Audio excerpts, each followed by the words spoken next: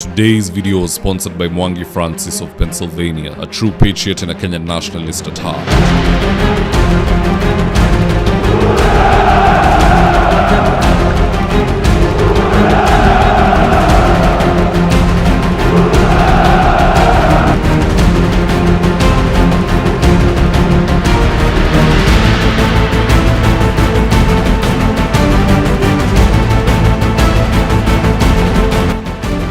Stand by for debrief in 3, 2, 1. There's something peculiar when it comes to Rigathi Gachagwa's trip to the United States. This man is an impeached deputy president of Kenya, former for that matter. Yet Donald J. Trump has given him police escort and full FBI protection. Just check out this video.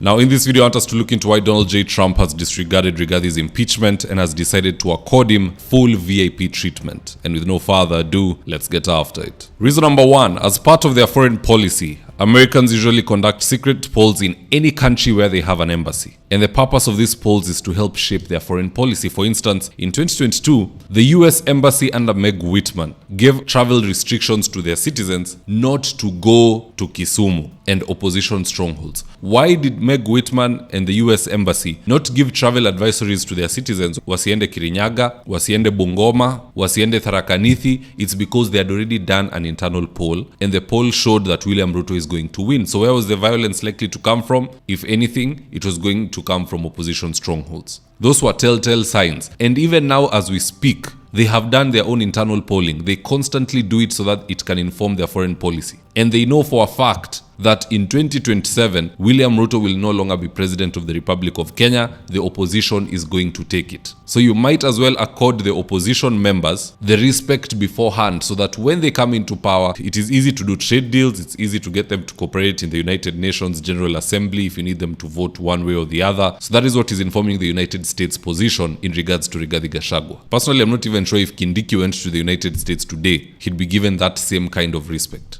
Whereby unatoka Seattle, unaenda Georgia, and no matter which state you go into, there is a police escort and there is FBI on you 24/7. Now, the second reason why Donald J. Trump has accorded Riggy G VIP status is because he can relate to Rigathi Gachagua. Trump himself was impeached twice by Chuck Schumer and Nancy Pelosi, and each of those impeachments, according to Trump, were nothing but a witch hunt. Now, whether that's true or false, for Trump to turn around and see Rigathi Gachagua impeached, he kind of also shares in the pain because he knows what it's like to be dragged through the process. Here's a prime example. Our brothers and sisters who are in America, every one of them knows the hardship that they had to go through when they first got there. You had to be hosted by somebody, find your way around, learn the laws of the country, quickly learn from others' mistakes. Ukifanya hii na hii, you can quickly be deported. And then finally, you get into that stride and you know how to maneuver your way in the United States. So when you meet somebody else who is starting the journey, you can sympathize and help them. Trump amepitia hii mambo ya impeachment through and through. Twice in his political career, in the first term, he faced an impeachment. So on that basis, he cannot deny someone else VIP status or state security protection because that they were impeached. He himself could have been impeached, and had he been impeached, he would still expect to be treated as a former president of the United States like Richard Nixon was and the others. They still got the convoys, the protection, and so on and so forth. To the point that hata akiekwa jela, that police cell will be guarded by Secret Service. Now, the third reason why Trump is giving Riggy G VIP treatment in America is because he hates Democrats. And Ruto is the most dangerous Democrat of all. Last I checked, he believed in bottom-up economic model, and Joe Biden believed in a bottom-up, middle-out economic model. And that's why the Biden administration brought this African copycat to the White House, as you can see here. In this image, you can see Ruto sitting in Biden's chair, and here are some more images of them on their escapade.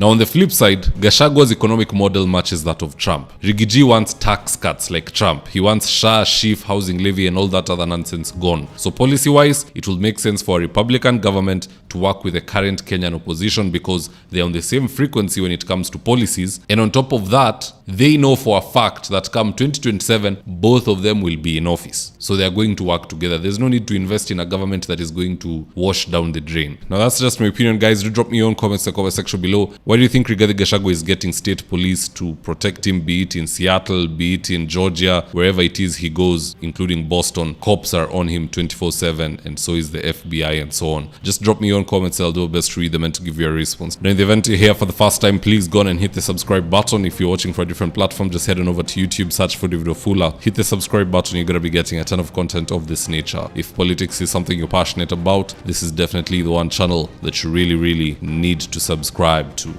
Alright guys, adios.